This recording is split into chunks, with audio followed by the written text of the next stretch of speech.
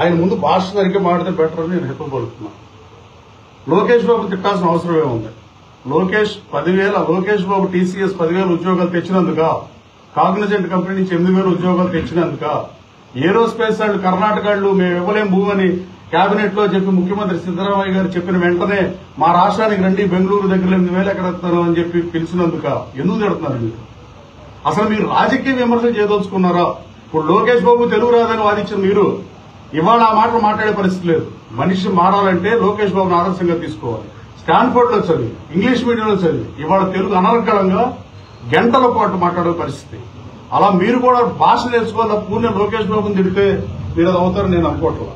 అంటే నా గురించి అయితే నేనైతే ఎప్పుడు వ్యక్తిగత వ్యాఖ్య చేయాల. ఆయన పవన్ కళ్యాణ్ గారి గురించి మాట్లాడినప్పుడు మాట్లాడారు, మా డాష్ కొడుకులో అయ్యారు. నేనైతే అక్కడ మాట్లాడే సంస్కారం నాకు లేదు. నాకు ఓటేసినా అయిపోయినా నేను ఎవరిని అలాంటి వ్యక్తిగత దోషంలో అలాంటి పరిస్థితి నాకు లేదు. అలాగే గన్నవరం నియోజకవర్గంకి వచ్చి మీరు అడిగింది చూపిస్తాను. నేనైతే ఆయన ఎప్పుడు విమర్శిస్తాను.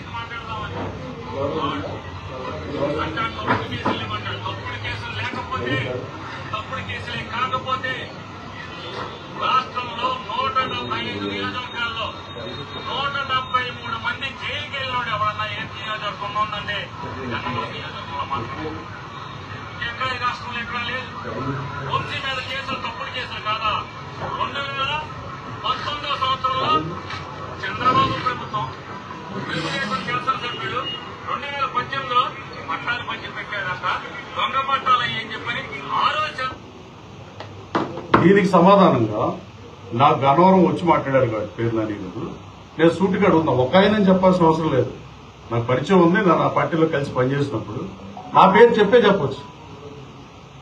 పేరు నాని గారిని సూటిగా అడుగుతున్నా. 2000 దొంగ కేసులు నేను పెట్టాలా? నేను ఇప్పుడు బహిరంగ చర్చకి సిద్ధం. మీరు వస్తారా? గన్నవరంలో 10 ఏళ్ల పాటు ఎన్ని కేసులు నమోదైనవి? గత సంవత్సర కాలంగా ఏ స్టేషన్ ఎన్ని కేసులు నమోదైనవి? ఎన్నికల ప్రచార కార్యక్రమంలో వైసీపీ కార్యకర్తల మీద కూడా తప్పుడు కేసులు పెట్టనని చెప్పా. ఏ ఒక్క స్టేషన్లోనూ ఒక్క వైసీపీ కార్యకర్త మీద కూడా నేను తప్పుడు కేసు పెట్టలా. గన్నవరంలో వేల సంఖ్యలో నమోదయ్యే కేసులు 100ల సంఖ్యలో కూడా ఇవాళ నమోదు అవట్లా. వీడియో ద్వారా చెక్ చేసుకోవచ్చు, ఆయన కూడా చెక్ చేసుకోవచ్చు. ఆయన డేటాతో చర్చకు వస్తానంటే నేను సిద్ధం. ఎక్కడ రమ్మంటే అక్కడికి వస్తాను. బందర్ రమ్మన్నా వస్తా, విజయవాడలో మాట్లాడదామన్నా వస్తా. ఇద్దరు మాట్లాడుకుంటే సరిపోతుంది. ఊరినే ఛాలెంజ్లు చేసుకుంటూ పారిపోయాడంటూ ఎన్ని కరెక్ట్ కాదు. బేసికల్లీ నేను చెప్పింది తప్పుడు కేసులు నేను పెట్టలేదని చెప్తున్నా, కట్టుబడి ఉన్నా. నేను ఎవరిని అగౌరవంగా మాట్లాడలా. ఈయన వైసీపీలో ఉన్నప్పుడు ఈయన గుర్తులేదా అని నేను అడుగుతున్నా. నేను చెప్పింది తప్పుడు కేసులు మేము పెట్టలేదని చెప్తే మా అమ్మాయి ఎవరో వస్తారంటే చర్చ కంటే అది కరెక్టా? అంటే మీరు 2019లో నకిలీ పట్టాల కేసు మీరు చెప్పింది ఆ రోజున డాక్టర్ దుట్టా రామచంద్ర గారు 2014లో పోటీ చేసిన డాక్టర్ గారు ఏప్రిల్ 5వ తారీఖున దొంగ పట్టాలు పంచుతుంటే, నకిలీ పట్టాలు పంచుతుంటే ఆయన ఆ రోజు ఎన్నికల విధుల్లో ఉన్న ఎంఆర్ఓ లేడీ, ఆవిడ పేరు మర్చిపోయారు, ఆవిడ దగ్గరికి వెళ్లి కేసు రిజిస్టర్ చేస్తే అది నిజమని నమ్మి ఆ పట్టాలన్నీ పెట్టి కేసు పెట్టిన పరిస్థితి. తర్వాత 2019లో ఇదే పేరు నాని గారు మర్చిపోయి ఉంటాడు. గతం మర్చిపోతే భావ్యం కాదు నాని గారు. గతంలో ఆంధ్రజ్యోతి పేపర్లో అతను పార్ట్ టైం మారడానికి 2 రోజుల ముందు ఈ ఇళ్ల పట్టాల కేసు మంత్రి పేరు నాని, ఆ రోజు మంత్రిగా ఉన్నాడు, మంత్రి పేరు నాని గన్నవరం ఇన్ఛార్జ్ యార్లగడ్డ వెంకట్రావు ఇది చేస్తున్నారు అని ఆంధ్రజ్యోతిలో బ్యానర్ ఐటమ్ వచ్చిందా రాలేదా నాని గారు ఒకసారి చూసుకోండి. 2019 సెప్టెంబర్లోనో ఎప్పుడో డేట్ గుర్తులేదు కానీ ఆ రోజున తహసీల్దార్ నరసింహారావు వైసీపీ ప్రభుత్వంలో పెట్టాడా తెలుగుదేశం ప్రభుత్వంలో పెట్టాడా నాని గారిని అడుగుతున్నాం. నకిలీ ఇళ్ల పట్టాల కేసు కానీ తెలుగుదేశం పార్టీ ఆఫీస్ మీద దాడి చేసిన కేసులో నేను అప్పుడు ఏ పార్టీలో ఉన్నానని అడుగుతున్నా. నేను జగన్మోహన్ రెడ్డి గారిని ఎప్పుడు నా ప్రత్యర్థి విమర్శించినట్టు విమర్శించలా, ఆయన సతీమణిని నేను విమర్శించలా. చంద్రబాబు గారి సతీమణి గాని లోకేష్ బాబు గారిని నేను ఎప్పుడు వైసీపీలో పోటీ చేసినప్పుడు కూడా విమర్శించలా. ఇంకా ఖండించా. ఆ రోజు సభ్య సమాజం తలదించుకునే మాటలు మాడకూడదని ప్రెస్ మీట్ పెట్టి ఖండించా. నా దగ్గర ఆధారాలు ఉన్నాయి. నేను టీవీ 9 అని ఎన్టీవీ అని పిలిచి విజయవాడలో మాట్లాడిన పరిస్థితి. కానీ ఇప్పుడు కూడా చెప్తున్నా, ఏ తప్పుడు కేసు తెలుగుదేశం పార్టీ ఆఫీస్ మీద దాడి చేసిన కేసు జరిగినప్పుడు చట్టం ముందు వీడియో సర్కమ్స్టాన్షియల్ ఎవిడెన్స్ వీడియో ఈ రికార్డింగ్లు కూడా ఉన్నప్పుడు ప్రభుత్వం దాని పనే చేస్తుంది. కానీ నేను చేసింది ఏంటని అడుగుతున్నా. నేను ఇంకోటి కూడా ఆ రోజు నేను ఏ పార్టీలో ఉన్నానని అడుగుతున్నా.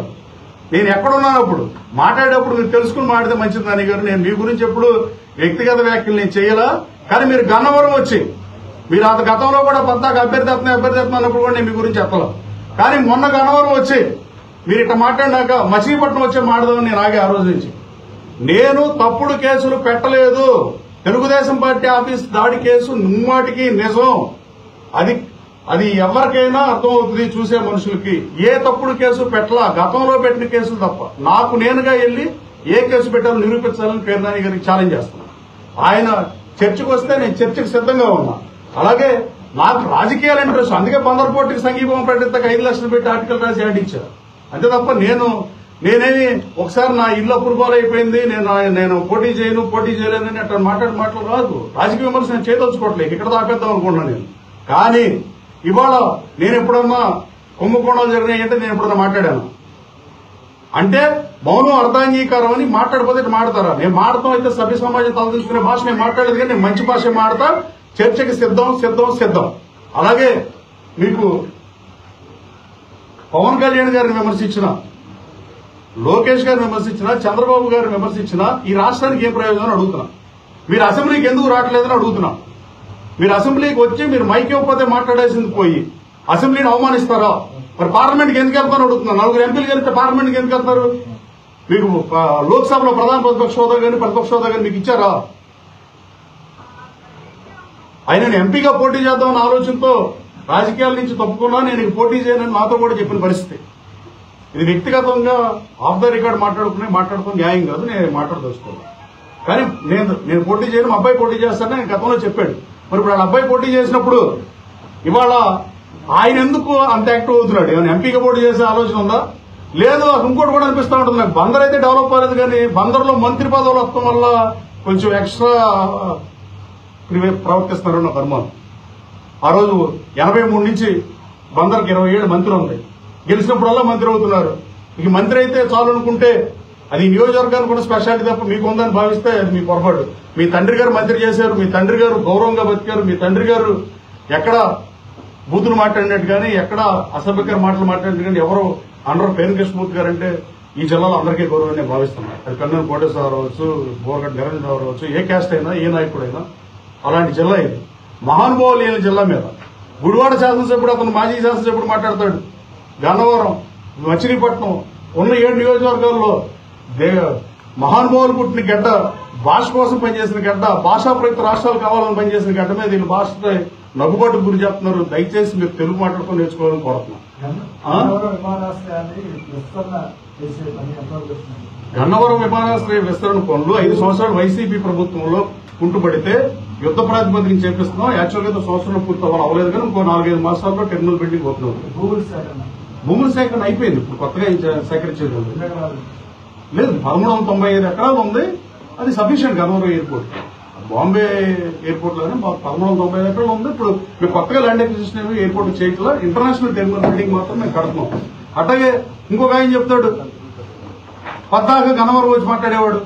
ఇప్పుడు ఆరోగ్యం విషయంలో ఎవరు మాట్లాడకూడదు మన సభ్య సమాజంలో బతికేటప్పుడు. ఆయనకి బైపాస్ సర్జరీ జరిగింది. బైపాస్ సర్జరీ జరిగినప్పుడు మా నాన్నగారికి కూడా బైపాస్ సర్జరీ జరిగింది 2 సంవత్సరాల క్రితం. రమాకాంత్ పాండే బాంబే డాక్టర్ దగ్గరే చెప్పించాను. డాక్టర్ గారి దగ్గర మంచి డాక్టర్. అప్పుడు నేను మా నాన్నగారికి ఆపరేషన్ చేసి 15 రోజులు అక్కడ ఉన్నా. ఈ చెస్ట్ బ్యాండ్ ఇస్తారు, ఎందుకంటే పైన హీల్ అయిపోతుంది కానీ లోపల కట్ చేసింది హీల్ అవడానికి టైం పడుతుంది. 15 రోజులు, నెలలో 2 నెలలు చెబుతారు. 4 నెలలైనా వేసుకుని తిరుగుతున్నారు బ్యాండ్లు. ఇక్కడ పెట్టుకుంటారు. ఏందండి ఇవన్నీ? అంటే మీరు చంద్రబాబు నాయుడు కమాన్ రా నా మీద పోటీ చేయి, లోకేష్ కమాన్ రా నా మీద పోటీ చేయి, ఇప్పుడు మాట్లాడాలి కదా. పవర్ ఇస్ పవర్ అని నేను అప్పుడు కూడా చెప్పి ఎన్నికల ముందు కూడా పవర్ నుండి ఎవరైనా మాట్లాడతారు. కానీ మీరు సభ్య సమాజం తలదించుకునే మాటలు మాడటం భావ్యం కాదని తెలియజేస్తున్నాం. దయచేసి మళ్ళీ నా మీద ప్రెస్ మీట్ పెట్టండి. మీరు నన్ను విమర్శిద్దాం అనుకుంటే సబ్జెక్ట్ మాట్లాడి విమర్శించండి. నేను తప్పు చేస్తే విమర్శించండి. గన్నవరం కాన్స్టిట్యున్సీలో హెచ్సిఎల్ కి సిఎస్ఆర్ ఫండ్ ఉంటే అది మచిలీపట్నం గుడివాడలో ఖర్చు పెట్టారు 150 లక్షలు. కాన్స్టిట్యున్సీ నాదంటూ ఉంది హెచ్సిఎల్.